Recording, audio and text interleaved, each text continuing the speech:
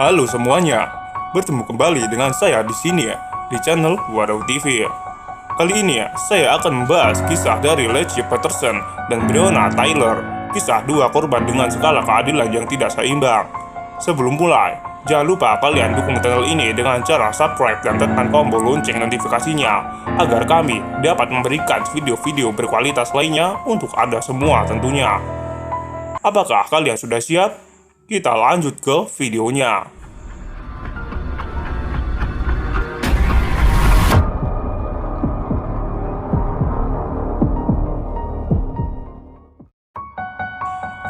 Laci Dennis Peterson, seorang guru pengganti, terakhir terlihat pada 24 Desember 2002 di Modesto, California.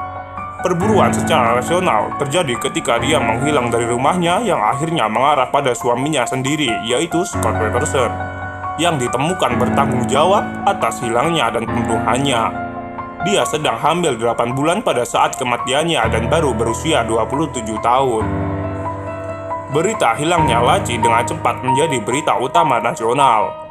Seluruh negeri mengetahui bahwa wanita muda yang cantik ini hilang pada malam Natal, hanya beberapa minggu lagi setelah melahirkan putranya, Garner.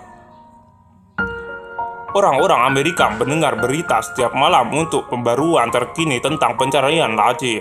Banyak warga di dalam dan sekitar kawasan Modesto yang belum pernah bertemu dengannya secara sukarela bergabung dalam pesta untuk menemukannya.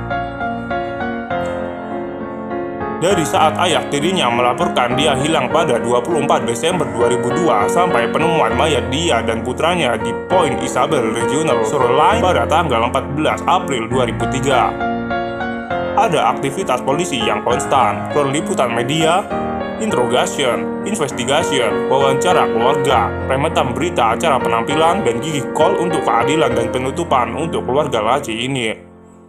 Jika ada wanita muda dibunuh, ini adalah persis apa yang harus terjadi. Dunia harus marah, dunia harus merasa terdorong untuk melakukan sesuatu. Dunia harus tetap terlibat setiap hari sampai penyelidikannya selesai. Dunia harus menginginkan jawaban mengapa tragedi mengerikan seperti itu akan menimpa calon ibu yang tampaknya baik dan penuh kasih dengan senyum sejuta watt. Dunia terasa seperti seharusnya karena apa yang terjadi pada Laci Peterson benar-benar menghancurkan dan menjadikan mimpi buruk setiap keluarga. Alih-alih menantikan kelahiran cucunya, Ibu Laci yang bernama Sharon Roca harus merencanakan tidak hanya pemakamannya, tetapi juga pelayan untuk putri satu-satunya. Seharusnya tidak ada ibu yang merasakan sakit yang tak tertahan seperti ini. Menguburkan seorang anak bertentangan dengan tatanan kehidupan alami, dan kita semua berduka bersama Sharon karena kehilangan Laci dan Garner yang dicintai. 18 kemudian, seorang wanita muda lainnya hanya 3 bulan sebelum ulang tahunnya yang ke-27 juga akan mengalami kematian yang tragis dan sebelum waktunya. Breonna Taylor, seorang EMT berusia 26 tahun dengan aspirasi menjadi perawat terdaftar, tinggal di Louisville, Kentucky bersama pacarnya, Kenneth Walker. Tepat setelah tengah malam pada 13 Maret 2020, dia dan Walker dibangunkan oleh gedoran keras di pintu mereka. Ketika mereka menelpon untuk menanyakan siapa yang ada di luar, panggilan mereka tidak dijawab. Sebaiknya pintu itu dihancurkan engselnya dengan alat pendobrak oleh 3 petugas polisi berpakaian preman yang tidak mengidentifikasi diri mereka. Walker, seorang pemilik senjata berlisensi, berasumsi bahwa orang-orang itu berusaha untuk masuk dan melepaskan satu tembakan ke arah petugas, melukai salah satu dari mereka di kaki. Setelah tembakan peringatan Walker, para petugas melanjutkan untuk menembak 20 peluru ke dalam apartemen. Breonna dipukul 8 kali dan terluka parah. Polisi meninggalkan tubuhnya di lorong saat mereka merawat luka rekan mereka yang tidak mengancam nyawa. Petugas menuduh mereka mengeksekusi surat perintah tanpa ketukan. Untuk mantan pacar Breonna, Jamarcus Glover, karena dicurigai memiliki obat-obatan, namun dia tidak pernah tinggal di rumah yang dia tinggali bersama pacarnya saat ini. Beberapa saksi, termasuk Kenneth Walker, menyatakan bahwa petugas secara membabi buta menembak ke dalam rumah dan tidak berusaha untuk memastikan apakah Glover berada di lokasi. Tidak ada protes publik langsung atas pembunuhan Breonna. Faktanya, baru setelah pembunuhan George Floyd oleh polisi di Minnesota pada 26 Mei 2020, Nama Breonna akhirnya mulai beredar ke seluruh publik dan outlet media. Selama berbulan-bulan, ibu Breonna yang bernama Tamika Plummer harus berurusan dengan kehilangan dan penguburan putrinya tanpa keadilan atau bahkan pengakuan atas kematian di luar komunitasnya sendiri. Setelah pembunuhan Breonna, tidak ada empati nasional terhadap keluarganya. Tidak ada kelompok yang mengorganisir untuk memperjuangkan keadilan.